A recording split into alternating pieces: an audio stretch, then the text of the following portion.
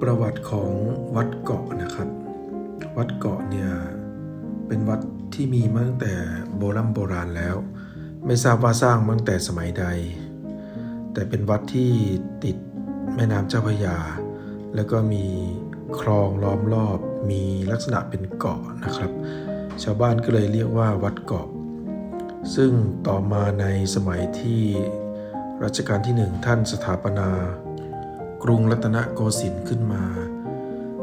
ได้ส่งพระเจ้าหลานเธอซึ่งต่อมานะครับเป็นสมเด็จพระสัมพันธวงศ์เธอเจ้าฟ้ากรมหลวงพิทักษ์มนตรีได้มาสถาปนาและก็บูรณะวัดขึ้นมานะครับโดยที่รัชกาลที่1ท่านให้ชื่อวัดใหม่ว่าวัดเกาะแก้วซึ่งตรงบริเวณนี้ต่อมาเป็นชุมชนชาวจีนขนาดใหญ่นะครับซึ่งเราจะรู้จักกันในนามของเยาวราชนั่นเองนะครับต่อมาก็เลยมีการเปลี่ยนชื่อจากวัดเกาะแก้วเป็นวัดสัมพันธวงศ์มาตราปัจจุบัน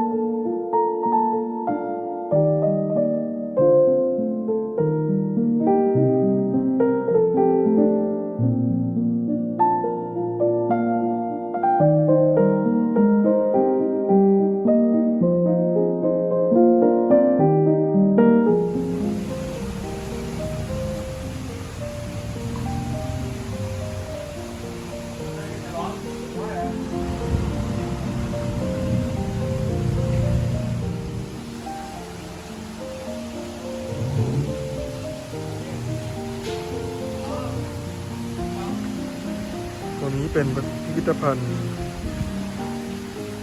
คุณแม่บุญเรือน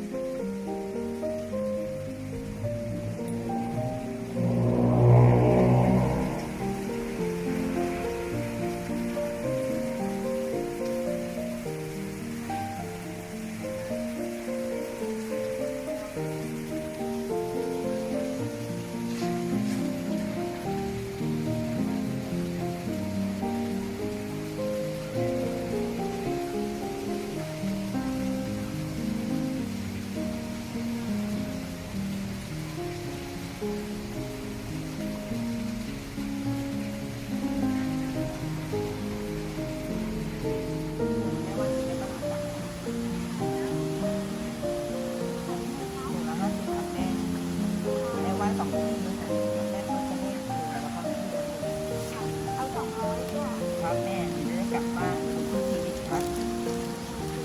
ได้ขอบพระคุณแม่มากขอบพระคุณพ่อที่ให้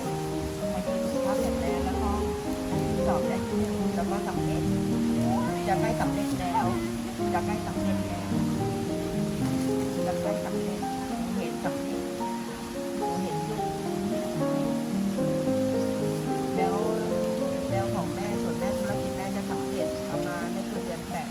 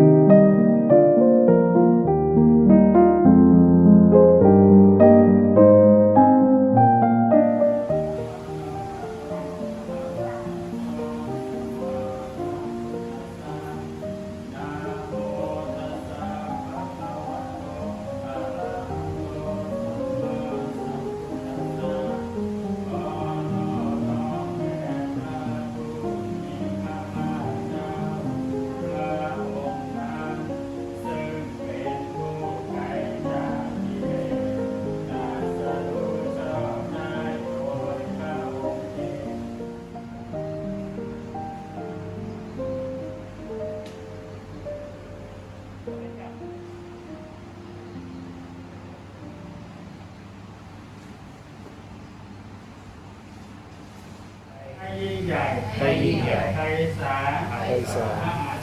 มหาศาลชื่อนามสกุลเองเทวดาผู้รักษาตัวข้าพเจ้าสิ่งศักดิ์สิทธิ์ทั้งหลายครูบาอาจารย์ทั้งปวงที่ปกป้องคุ้มครองตัวข้าพเจ้า